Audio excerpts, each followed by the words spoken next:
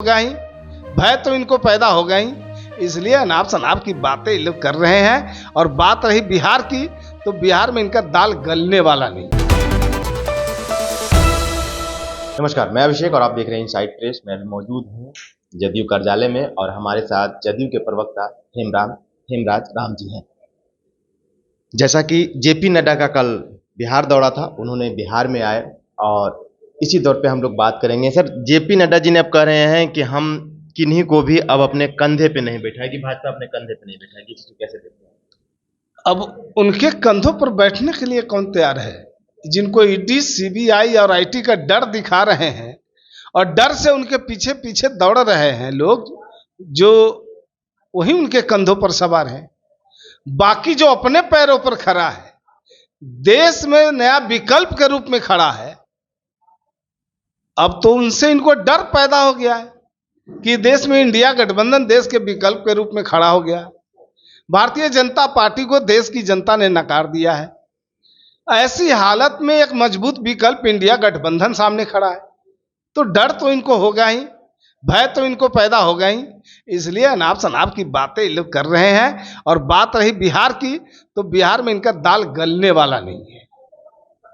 Sir, Bhajpa की कोई भी नेता आते हैं तो बिहार की विकास पे क्यों नहीं बात करते हैं? वो इर्द गिर्द घुमा करके जो है कि राजनीतिक के तौर पे ही बात करते हैं। दरअसल भारतीय जनता पार्टी के पास जन सरोकार से जुड़े हुए मुद्दों पर काम करने के लिए कोई कार्य योजना नहीं है, कोई नीति नहीं है और ऐसा इनका नियत भी नहीं है। इसलिए ये कभी विकास की बात नहीं करेंगे, उत्थान की बात नहीं करेंगे, देश की जनता की तरक्की की बात नहीं करेंगे, सिर्फ और सिर्फ देश में, राज्य में उन्माद फैलाने की बात करेंगे, उपद्रव फैलाने की बात करते हैं। सर, जब से जातीय जनगणना का सर्वे पब्लिश किया गया है, तब से अब ये भी मांग उठने लगा है कि बिहार में हिंदू की आबादी ज़्यादा दिखाया जा रहा है और मुस्लिम की आबादी कम, तो बिहार को हिंदू राज्य घोषित कर देना। ये अज्ञानी लोग हैं। भारत का संविधान पूरे दुनिया में सबसे अच्छा, सबसे स्पष्ट और सबसे विशाल संविधान माना गया है। और वो संविधान में धर्मनिरपेक्षता की बात कही गई है। यहाँ सभी धर्मों का आदर होगा, सभी धर्मों के मानने वाले लोगों का सम्मान होगा, किसी भी धर्म के मानने वाले लोगों का अपमान नहीं होगा, उनका अनादर नहीं होगा, उनके साथ भेदभाव नहीं होगा। ऐसी परिस्थिति में ऐसी बात करने वाला निश्चित रूप से मैं कहूंगा कि देश के दुश्मन है। पूरे बिहार में ये भूचाल मचा हुआ है कि जदयू के विधायक अस्पताल में हाथ में रिवॉल्वर लेके पहुंच जाते हैं। देखिए, ऐसी हमें तो कोई जानकारी नहीं है। अगर आप कहते हैं तो इस पर मैं कोशिश करूंगा इसकी जानकारी लेने के लिए।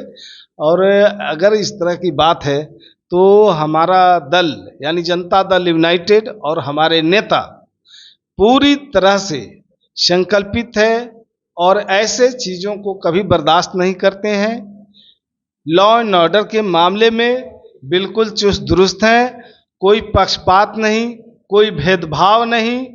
कोई भी अपराध करने वाला अपराधी अपराध अगर किया तो सलाखों में उन्हें बंद किया जाता है, चाहे वो पाताल में क्यों न छुपे हो, उन्हें खोज कर ढूंढ के बाहर निकाला जाता है। सर, वही विधायक आज जदयू कार्यालय पहुंचते हैं, जब पत्रकारों ने उनसे सवाल करते हैं, वही पिस्तौल की बात करते हैं, तो उन्होंने पत्रकारों के साथ अभद्र रूप से व्यवहार कर। देखिए, इस तरह की बात तो हमें मालूम नहीं था, लेकिन आपके माध्यम से जानकारी हुई है।